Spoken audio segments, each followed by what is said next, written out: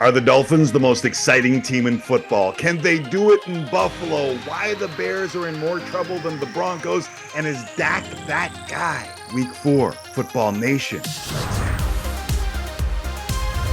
Nate Burleson, friends, your Furious 15 of football starts now.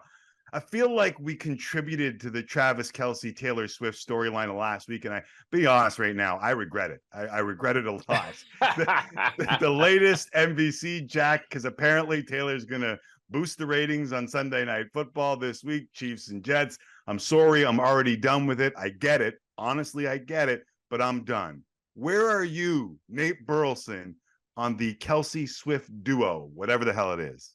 No. You can't be done with it, bro. If I gotta take this ride, you better hop your ass in the passenger seat. You're not shaking it off right now. I was off it. I was off it Yeah. because a couple of reasons. One, Mhm. I'm like, really? Does it matter? When have we ever been disinvolved in anybody's relationship? This Yes. isn't necessarily a football thing. And then I started hearing these whispers from Swifties saying, oh man, we're really introducing Travis Kelce to the world. And I'm like, oh, wait a minute. This dude is a Hall of Famer. He's the best tight end of all times. Like, we get it. There's a different demographic that Yeah. now might be watching football, but Trav is all right. He's straight. He's solidified.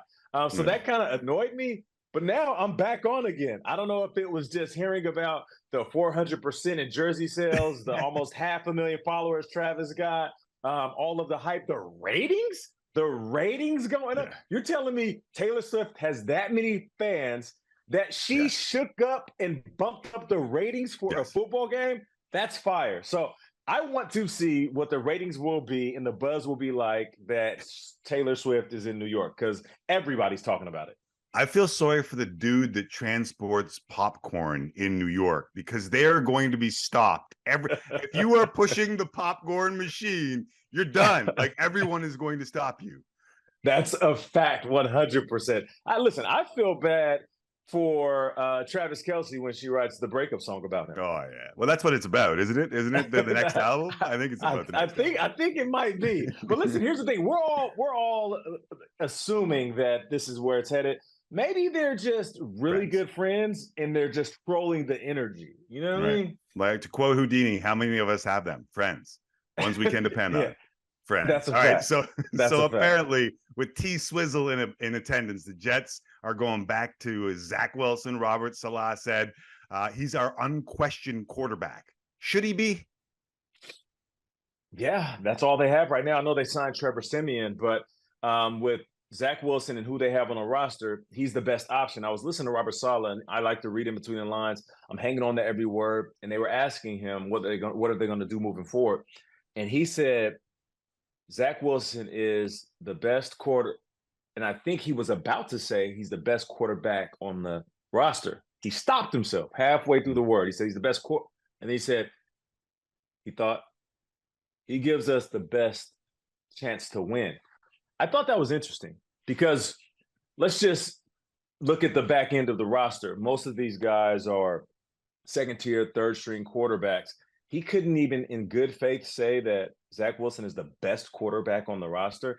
He had to stop himself. Maybe he was doing it to show respect for the second and third string quarterbacks in an attempt to maybe make them feel good in case they had to they had to bench Zach Wilson at some point. So I thought more than any of the words that he's trying to deliver to us, him not believing that Zach is the best quarterback says all we need to know about how much faith he has in him. Tim Boyle is the backup. So that's who he's bigging up Tim Boyle, 5th season out of Eastern Kentucky, a career passer rating of just over 54, or he wasn't prepared to say that, or Trevor Siemian was worse than Zach Wilson. That says a lot. That says a lot. And this is a good team. Like, Aaron Rodgers rehabbing in California. He goes on the Pat McAfee show. He says that the Jets need to grow up a little bit and got to do a better job of handling negativity. Now, I know he was a big part of the team. The hard knock stuff, became a leader. One, do you think he's right? And two, even if he is, does that still hold weight with a team from a dude in Cali talking about his team in New York? I got I to know it's a keep it tough real. question. No, it's not a tough question. I just have to keep it real. I feel like Aaron Rodgers should be in New York. Now, if you're telling me that there is a rehab center and a doctor that you absolutely need to have, and it is absolutely undeniably the doctor that is going to get you back on the field faster than any other doctor, cool. I won't argue that. But you're making what, 75 million over the next couple of years. I know there's some of the best doctors in the world that are in the New Jersey, New York, even Philadelphia area, or even if you have a doctor or rehab center, you have the resources to fly in those people or that doctor on a weekly basis to rehab you here. The reason I say that's important is because, yeah, of course, the money, we paid you. We want you on the sideline. We need your leadership. We need your knowledge. We need exactly what you are saying right now in California, but in person at the meetings. I need you on the sideline when he's healthy too. Maybe these first few weeks he's on ice anyway. So he's probably going to hear this and say, Nate, I can't move around for the first month anyway.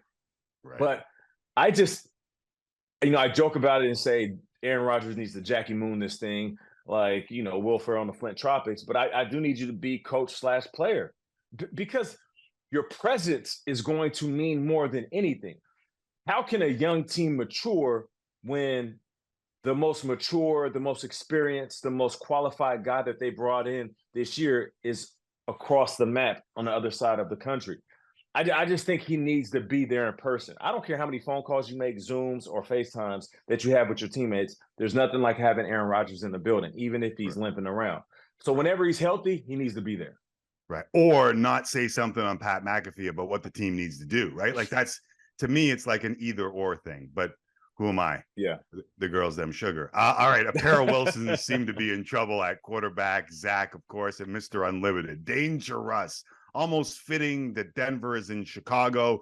Who's in more trouble, the Broncos or the Bears? The Bears. Because we have an idea what Russell Wilson looks like when he's cooking. We have an idea of, what he should look like when he's in a rhythm. We all know what Russell Wilson in Seattle looked like when he was playing his best football and had a good defense and some pass catchers and a good running game. We know what that looks like. We've seen that episode before. We're just waiting for the repeat. But we don't know what Justin Fields looks like playing at his best. We've had moments.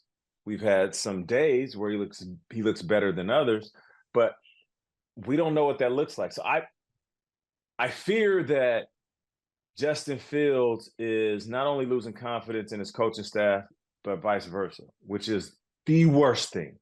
Right. Just like we're talking about with Robert Saleh and the Jets, as soon as a player in the locker room sees that the coach has lost faith in you, we can't rally around that player.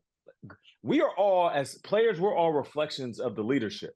So the moment that the coaching staff starts talking about Justin, that's the moment me as a wide receiver, I throw my hands up and I say, well, if the guy calling the shots, the guy creating the game plan, the guy that brought us all in here doesn't believe in the dude that's getting the ball on every play, our quarterback, then what the hell am I supposed to believe in?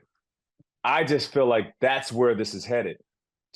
Justin Fields came out and said, too many people in my ear and coaches have too many voices and I have to play my game and I'm going to do what I need to do. And then the coaches came out and they were like this, that, and it just got messy real fast out of nowhere on an already disappointing season. It's only a matter of time. And I think that it's either Justin Fields in his mind will move on, which means he'll be detached from that locker room and what's happening on the field, or the coaches are going to move on and bench him. All right, enough negative. Just 3 undefeated teams. Amazingly, as we start week 4, just 3 undefeated teams in the National Football League, San Fran, Philly, and Miami. Who is Nate Burleson most hyped about at 3-0? Well, I will say this, until proven wrong. I mentioned early on in the season that Brock Purdy was legit, and I do feel like the San Francisco 49ers are as good as they are hyped. They were my Super Bowl selection, and every person on TV was like, Nate's always reaching. He's always I'm not reaching. They're just a pretty good team. But as far as excitement, you did it with us. And I just feel like consistently they are going to do what they do the rest of the season. They have a quarterback that won't turn over the ball. playmakers that surround him, and on defense, they're beasts, and I love Kyle Shanahan. But who am I excited about? It's the Miami Dolphins. Because we talked about this last year. Tua, before he got hurt, was cooking. Then he got banged up and came back, and it just wasn't the same. Now, Tua right now, I just feel like he's everything that this offense needs. He can deliver the ball with the best of them. And this isn't about arm strength. This isn't about, him putting the balls in certain windows. It's about consistency and throwing with anticipation. And he has the perfect group of guys that are as fast as ever. I used to think that drafting guys or bringing guys in that were just fast was going to ruin your team. You can't have a track squad with pads on.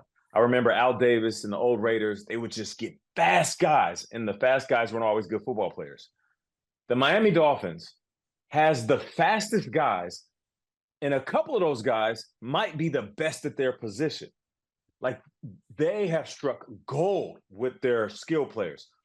And Tua is playing at such a high level that I believe he'll be in the MVP conversation. And mind you, we're all going nuts over this Miami game, the 70 points, and they could have broke the record. And I'm not – Mike McDaniel, I know him.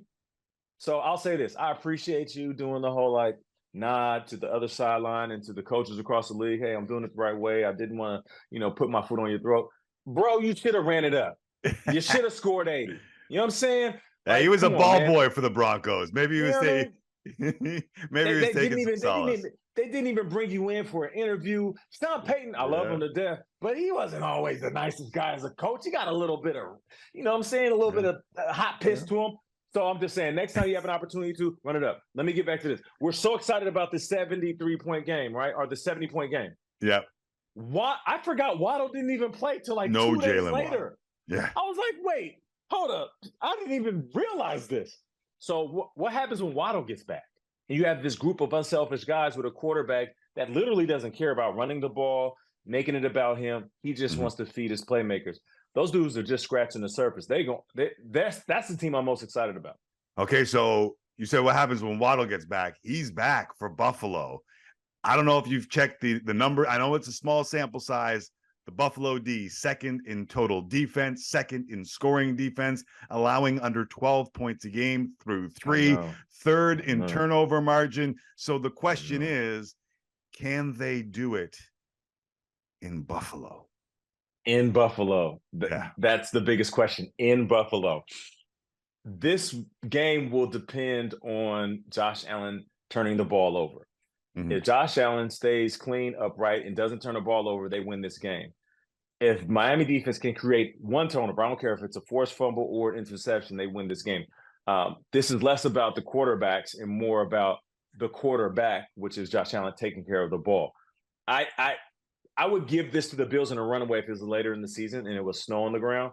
But because the weather is going to be decent and Miami still will be fast, they're going to put up points. But Josh, he has to take care of the rock. All right. I know you told me, whoa, on the Dallas Cowboys last week. I should have listened. I understand. What's your take on the boys after a 28-16 loss to the Cards? Dak Prescott is regular season good and regular season great. And I don't mean that as a knock. That is no slight, no disrespect. We are all waiting for Dak Prescott to have a few of those moments in the postseason where he just puts the team on his back and he's like, I got this. We don't have a rhythm in offense. Guys are not making plays. I got this. We've seen Mahomes do it, seen Jalen Hurts do it on his run to the Super Bowl last year, seen Tom Brady do it for years. The reason I say that, the reason I'm bringing up the postseason, because we've seen Dak in these moments where it's like, all right, Dak, it's time for you to take over. And it didn't happen, and they lost these games.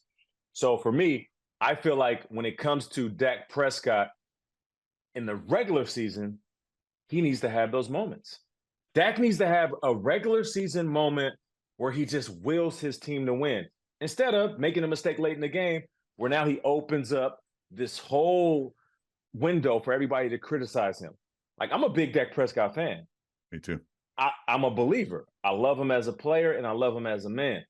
I just want him to have some of those wave off the coach, rally the guys in, not we're going to do this. Hey, I got you.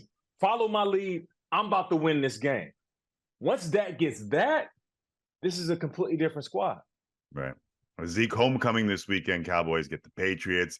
All right, before I let you go, so you and I have talked Colorado, Coach Prime, and what's going on with the bus. Ooh. But I just love this story that Travis Hunter and the safety whose cheap shot lacerated his liver, Henry Blackburn, went bowling together in Boulder. Now, I know we take this stuff seriously, but when the kids handle it a lot better than most of the adults, Nate, it gives me hope. Like, was there something here? Like, I know there's a loss. I know it's a tough game this weekend against US. They might probably be 2-2 at the end of this weekend. But something about that story made me say, Nate Burleson's going to have an opinion on the kid whose liver was lacerated by a cheap shot, saying, you know what, let's go bowling and donate some money to charity.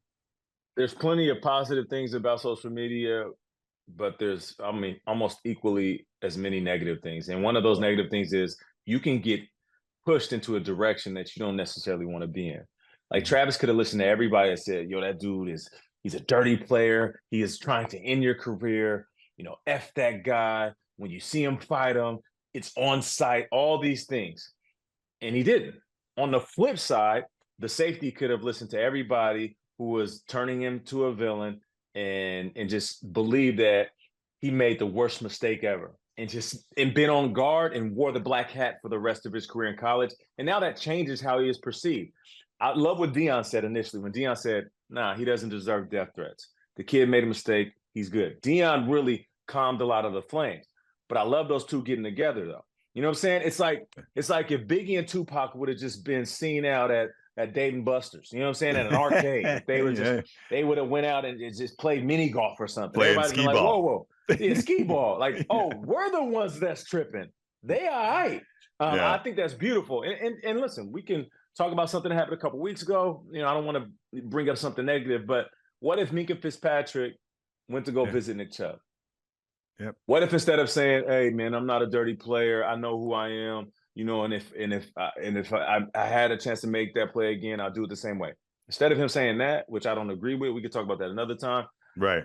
What if he just like pulled up on Nick, and maybe he has, I don't know, but what if he did that and showed it? Now, all of us who's tripping about it can like just take a breath and say, "Well, look, if they're good, we're good." You tripping about it? A little bit. I'm just tripping about. I'm just tripping about Mika's response. Like, right. Oh, okay, I got you. I said that he's not a dirty player. I don't believe he is. Right. I believe he made a weak attempt at a tackle that ended up hurting Nick Chubb, and I just felt like he could have hit him anywhere else. There's a million different ways to hit a guy when he's already engaged with someone else. Right. And I feel like when he was asked the question and he said, "If I had a chance to do it again, I would do it the same way." I think that's just him being stubborn and wanting to be right and not perceived as a dirty player. I think a better answer would have been, listen, in the split second I went low. If I could do it again, of course I hit him up top. If in a split second, if I could do it all over again, I would have went shoulder, ribs, hip. You know what I mean? So I think that answer just showed like you're learning from your mistake. Saying you'll do it again is basically saying next time a guy's in that situation, I'm going to go low the exact same way. And I just think that's terrible. We started with how to make friends and how many of us have them. Right. With Kelce and Swift. We end there understanding that we can now solve the world's ills, Nate Burleson, by simply going and playing Pop-A-Shot at Dave & Buster's. That's right. With the movable rim though. The one that shifts. Yes. Yeah, the one that shifts. It can't be stationary. The other way, we've seen that dude, the video with the guy just shooting that cat that just went man. That's the android. We've seen the android do it. I mean, that guy was a robot. Come on, man. He wasn't like us. He wasn't like He's not one of us. He's not from here. I love talking with you, whether it's football or beyond. Do it again next week. No doubt. See you next week.